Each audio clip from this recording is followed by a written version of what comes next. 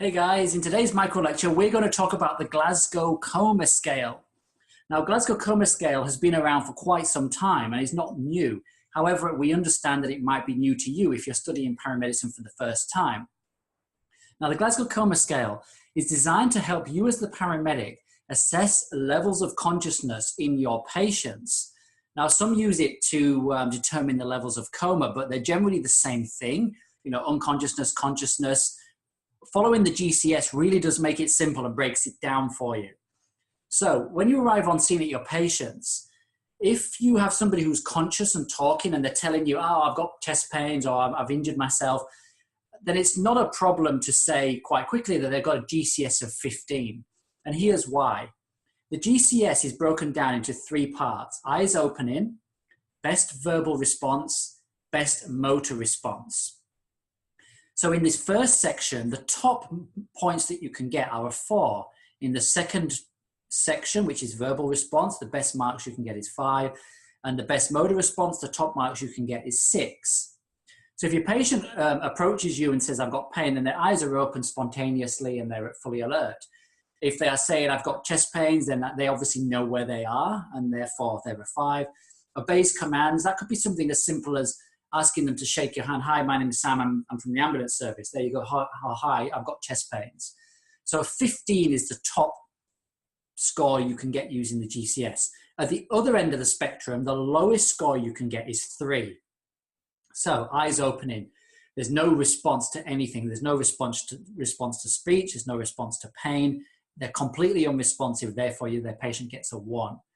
Best verbal response, orientated to time, place, and person, no. Inappropriate words, no. There's nothing coming out of their mouths whatsoever, 1. And motor response, there's none of these things going on at all. So that's a 1. So the lowest is a 3. So they would never get any lower than a 3.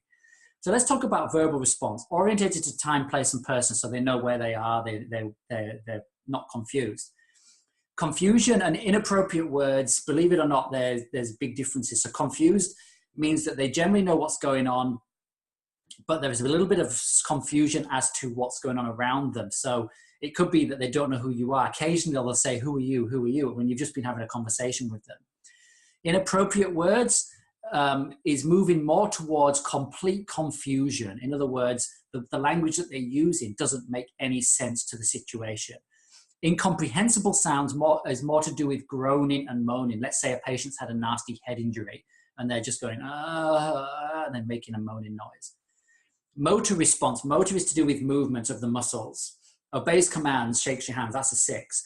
Moves to localized pain. So you give them a nice squeeze there and they move it away. You don't generally need to do that to a patient who's fully alert. Flexion withdrawal from pain. Now what happens is, let's say they're semi-conscious and you give them a squeeze.